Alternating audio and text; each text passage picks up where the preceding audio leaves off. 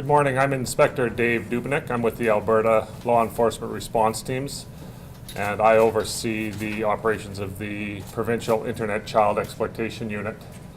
Yesterday, our ICE investigators arrested a 43-year-old Red Deer resident who is accused of sexually abusing her 4-year-old child. Photographs of that sexual abuse has been transmitted via the internet by way of email. The accused has been charged with sexual assault, sexual exploitation, making, distributing, possessing, and accessing child pornography. I can confirm that the child is now safe and is no longer in the care of his mother, and all necessary support is being provided to him. The suspect was arrested at a local area daycare here in Red Deer, where the suspect was employed. At this point, I would like to stress that our investigation has not revealed anything to suggest there's been any offenses against children attending the daycare, and we have nothing to suggest that any of the alleged offenses against the accused child were committed while at the daycare. Parents of the daycare in question were notified last night by way of email from the daycare owner. Alerts not identifying the suspect, nor are we providing the name of the daycare at this time. It's our concern that doing so could potentially identify the victim in this instance, which could thereby lead to further victimization. Our concern, of course, is for the health and well-being of this young child, and that's why our investigators acted as quickly as they did to ensure that he was removed from this abusive situation. None of us here today can fathom or understand why these types of incidents happen, and I cannot provide an answer for that at this time either. What I can say is I'm very grateful for the quick and diligent work of our ICE investigators, and thankful for the cooperation they received from the Red Deer RCMP as well as the Boise, Idaho Police Department, which all contributed to the quick rescue of this child from a tragic and abusive situation. I'm also grateful that the province has resources in place such as the Sheldon Kennedy Center, which will be reached out to and help victims moving forward. I will take any questions you may have at this time. Inspector, how rare is it for a mother to be charged in a case like this? I could certainly say that it is far more rare to have a female offender on their child. It's not the first time I've seen it. However, it is certainly more rare than the alternative of having a male offender. How long was this allegedly happening?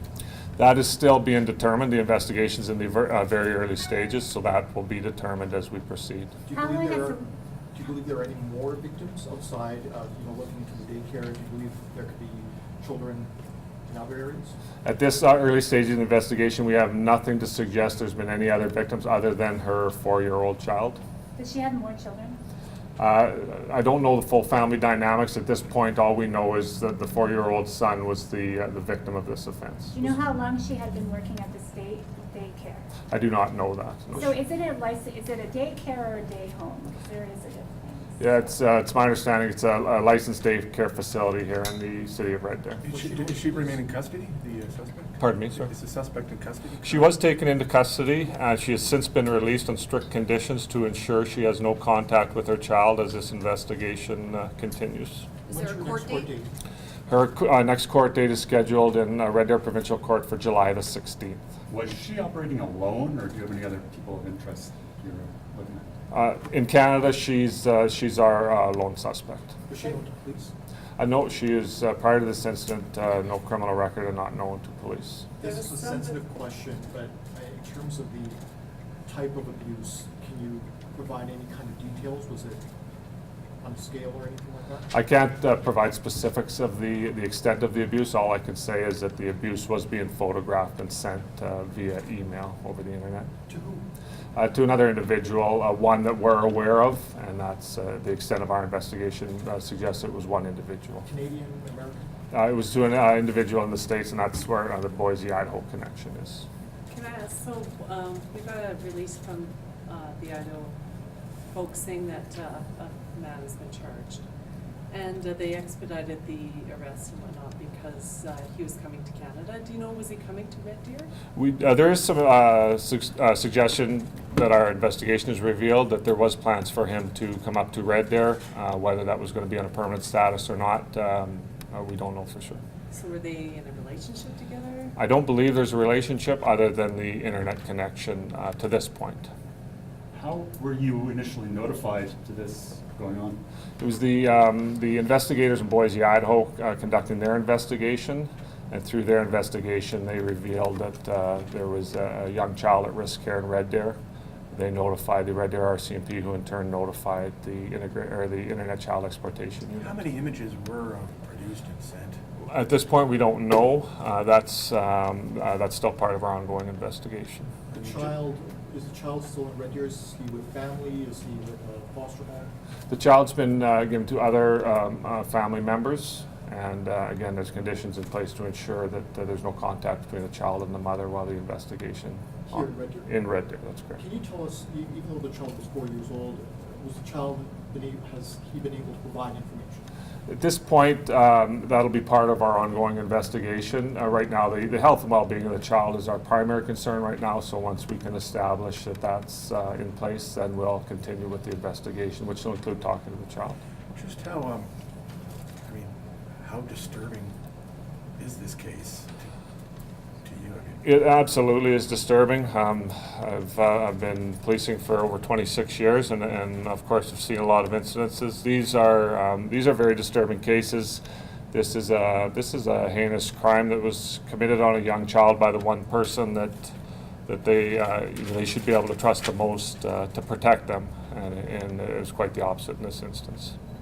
Did the abuse happen in the home itself, or were there other locations? That's still being determined as to the exact location of where the abuse took place. What I can say at this point is we don't believe there's any abuse that took place in the daycare center. So was there any monetary gain involved in this?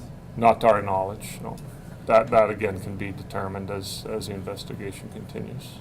So is there concern maybe that it would have escalated had this person come to Canada?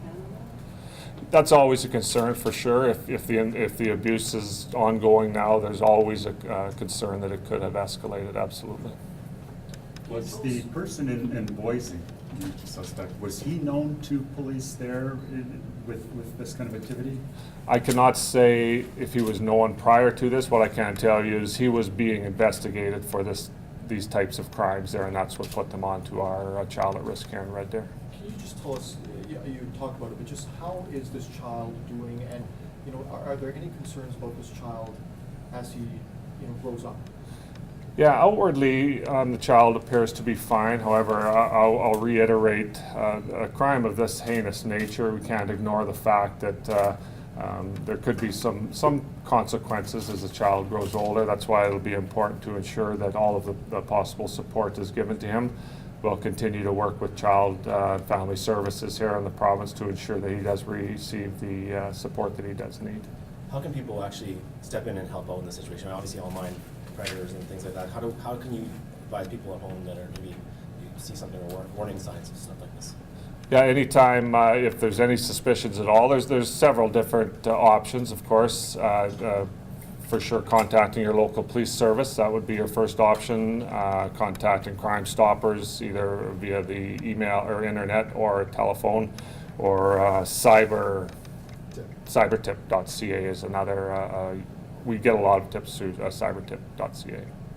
Is there any indication that there's some kind of a network in Red Deer dealing in child porn, or is this just a one-off?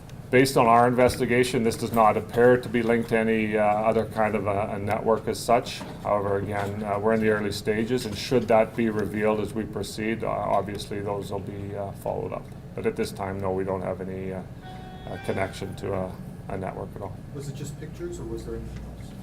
It's our belief it's just photographs at this time. And working with the Sheldon Kennedy Foundation, how are you guys going to be? This is basically working with the child.